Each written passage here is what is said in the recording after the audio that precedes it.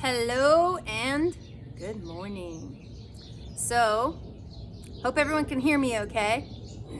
We're trying out a few new things. Not that you'll be able to tell necessarily, but we are. I have my sweetie mug. I've told this story before. People used to call me sweet. They don't really call me sweet anymore. That's not true. Some people call me sweet. A lot of people don't call me sweet. But sometimes I'm sweet. Maybe sometimes I'm sour. But I think you guys can relate, right? Sometimes we're sweet, sometimes we're sour. Like my partner when she wakes up in the morning, sour. She's on the other side of this camera giving me the stink eye. So I'm really excited. Today's topic is one of my faves, as in if I could tattoo this across my forehead, I would. Not just so that everyone around me gets a glimpse, but so that I have the reminder every time I look in the mirror. And today's topic is let that shit go. It's one of my favorites because it's a really good thing to remember. It's oftentimes one of the reasons we suffer is because we're holding on to something. So, what a great reminder for today. Let that shit go. So, oftentimes, for many of us, it's in regards to feeling upset or frustrated with someone, or maybe it's even harboring resentment or frustration towards another person. Whatever it is that we're keeping inside of an unwanted emotion. And by unwanted, I mean, so for example, again, no emotion is incorrect. Emotions are teachers. And so they're all needed. They help us to understand what's really going on inside. Some of us are better at tuning into those emotions and really identifying them than others. Some of us are really good at stuffing them down or avoiding them. And so our work is to really begin to tune into them because they are a cue as to how things operate within us. If I'm getting angry all the time at certain things, it's a good indicator that I need to pay attention. What am I getting angry at all the time? And what I mean by letting shit go is if I'm holding on to that anger towards someone, and I'm finding this pattern in my life over and over again with different people, definitely something we want to pay attention to and look at. What is it that I'm getting angry at?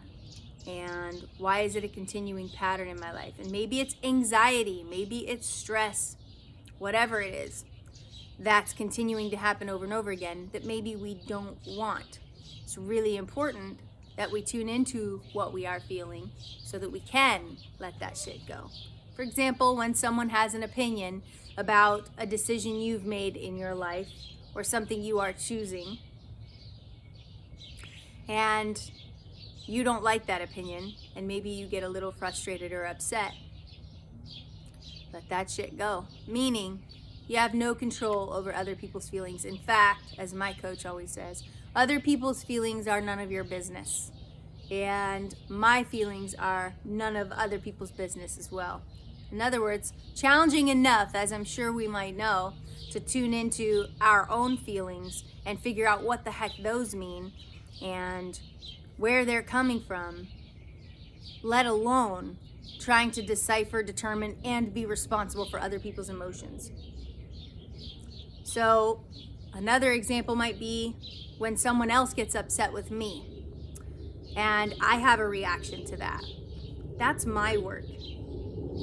Their emotions are none of my business, but why am I having a reaction? Sometimes it's maybe I'm concerned that someone doesn't like me. And if someone doesn't like me, what does that say about me? Well, nothing really. It says a lot more about them. Unless just about every single person around you doesn't like you, then you might want to pay attention. Or if a lot of people have the same opinion of you, and a lot of people don't have that opinion, we kind of want to tune into those things too. So, but let that shit go is all about really not needing control of everything, not needing to control other people's emotions or their lives or what they choose, but really focusing on your own. All too often, we care too much about what's happening around us, what other people are choosing, and their emotions.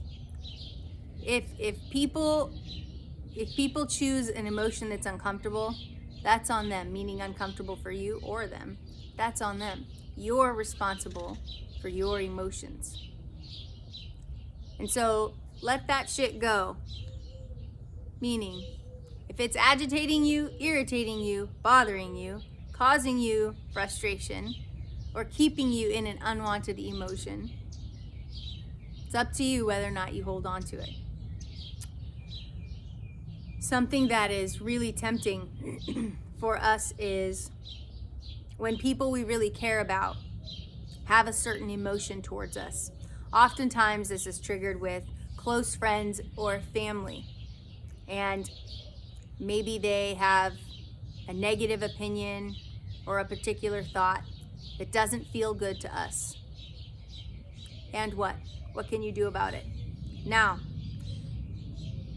we are not responsible for what other people think or feel. It's really important that we remain in alignment with ourselves. When I say let that shit go, I don't mean be an asshole to somebody and they get pissed off and you just let that shit go. I mean, we want to be in alignment with what matters most to us. And letting that shit go means if I am in alignment or I'm doing my best to be in alignment and other people are having all kinds of emotions that they're having, not mine to worry about. Essentially, it's really about letting go of control. It's another form of surrender. I'm sure you guys have seen it on a shirt or maybe a bumper sticker. Harboring anger or frustration or resentment happens a lot. And if you think of emotions like having a certain type of weight to them, I would say something like anger or bitterness or resentment might be heavy, really heavy, and have a lot of weight.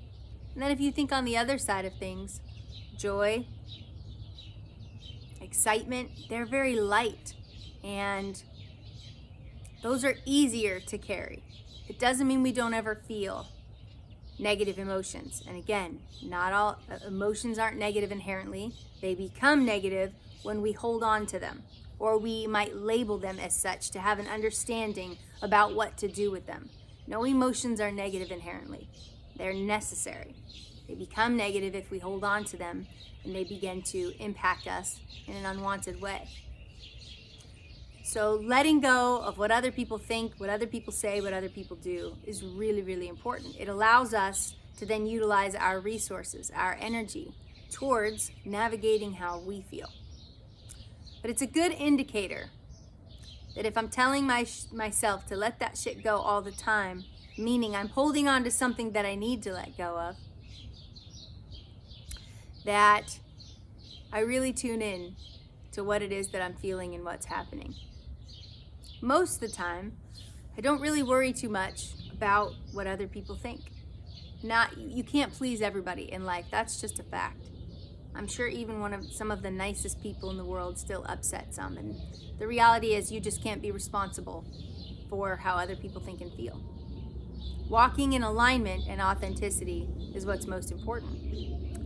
And being responsible for your emotions and your reactions in life. For every action, there is a reaction. So we're constantly reacting to the things that are happening around us and within us.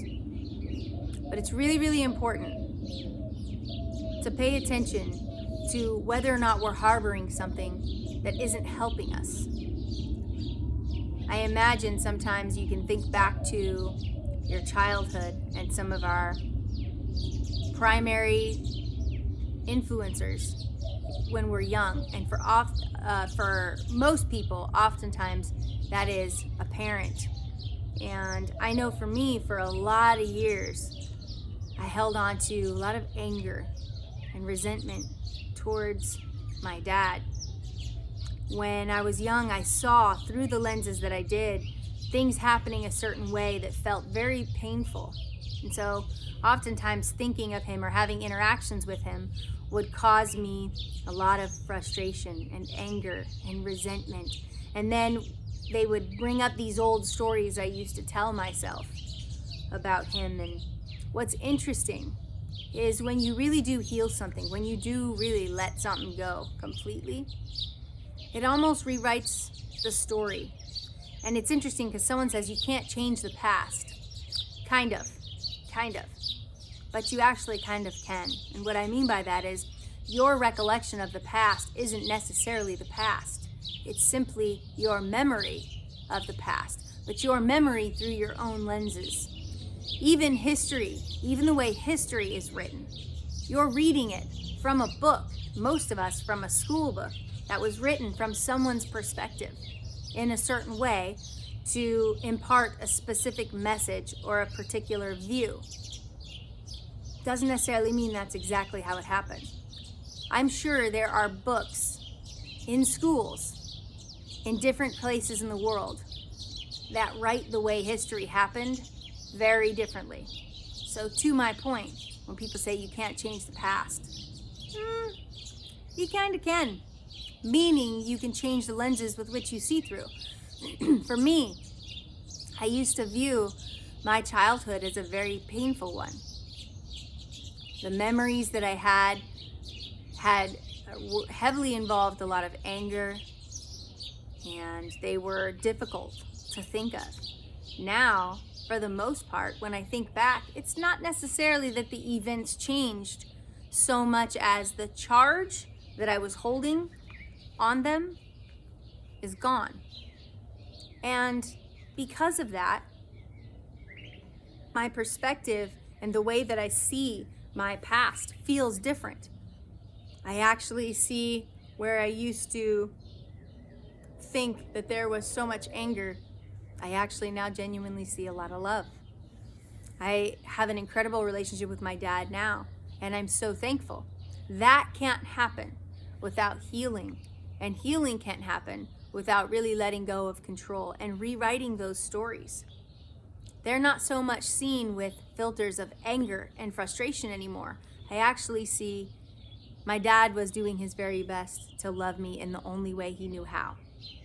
And I see that his effort and intentions were probably good. And he was doing his best.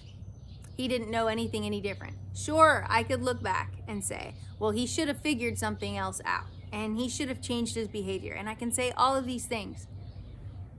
But what difference is that really going to make except to keep me stuck in those old stories that are hurting me, which is my only responsibility?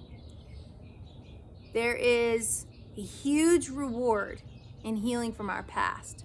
And if you haven't healed from your past, you might not know that reward yet. And so I would understand maybe why someone might think, what's it worth letting go or rewriting those stories? Well, I can tell you my experience, and I can tell you the experience of many people, hundreds of people that I've worked with over the last nearly 8 years. Even more, long before I was officially coaching anyone. The many times people in their own lives, including my own, have really worked on healing and letting go of harboring anger, resentment, bitterness, frustration, unforgiveness, because that really causes us a lot of pain. Remember, like I talked about earlier, emotions having a weight to them. Well, those are heavy. Those are heavy emotions to carry all the time.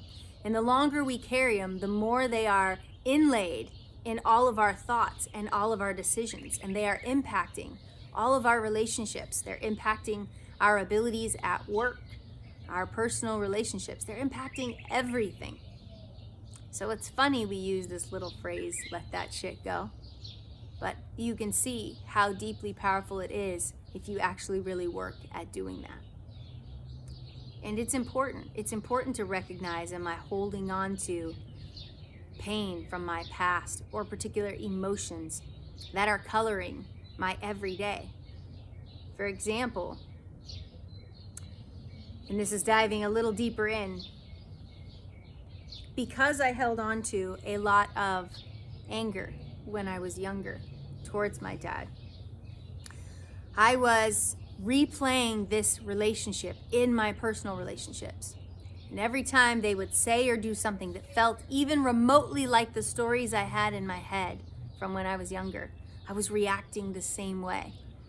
So I was reliving my past. I was bringing it into my present constantly, over and over again. And maybe you can relate how we get into these relationships, not necessarily romantic ones, even friendships too, that become unhealthy because we've not healed from our past. And now we're bringing it into our present by reliving those unhealthy patterns in the relationship, because that's what our mind knows how to do.